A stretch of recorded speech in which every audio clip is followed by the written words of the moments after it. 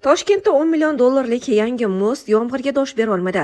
Mirzo Ulug'bek tumanida Temur Malik va Buyuk Ipak yo'li kesishmasida qurilgan mostning bir qismi shiddatli yomg'irdan keyin qulab tushdi. Bugun 12 mart kuni Toshkent shahridagi Temur Malik va Buyuk Ipak yo'li ko'chalari kesishmasi atrofidagi yangi tunnel yo'lida tirgak devorning bir qisman qulab tushgan.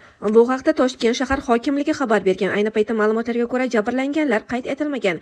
Video joyiga zudlik bilan avariya xizmatlari, texnik mutaxassislar va mas'ul tashkilotlar vakillari yuborilgan. Hodisa sodir bo'lgan hudud o'rab olingan, zarur xavfsizlik choralari kuchaytirilgan. Hozirda kompleks texnik tekshiruv o'tkazilmoqda. Tekshiruvlar yakuniga yetmasdan uzil-kesil xulosa chiqarishga hali erta. Dastlabki taxminlar qatorida so'nggi kunlarda kuchli yog'ingarchilik ta'sirida, jumladan tuproqning haddan tashqari namlanishi va konstruksiyaga tushadigan yuklamaning ortishi kabi omillar ko'rib chiqilmoqda. Shu bilan birga loyihaviy yechimlar, qurilish montaj ishlari sifati, drenaj tizimining holati, qurilish nazorati hamda obyektni qabul qilib olish tartibi kabi barcha tegishli holatlar ham tekshirilmoqda, deyiladi xabarda. Bildirilishicha, texnik tekshiruv yakunlari bo'yicha tiklash ishlari yuzasidan qaror qabul qilinadi. Qoidabuzarliklar yoki ishlarning lozim darajada bajarilmaganligi aniqlansa, mas'ul shaxslarni javobgarlikka tortish choralari ko'rinadi. Tasdiqlangan ma'lumotlar kelib tushishiga qarab, jamoatchilik va ommaviy axborot vositalari rasmiy kanallar orqali qo'shimcha tarzda xabarlar qilib boriladi. Eslatib o'tamiz, ushbu yo'l o'tkazgich 2024-yilning avgust oyida ochilgan edi.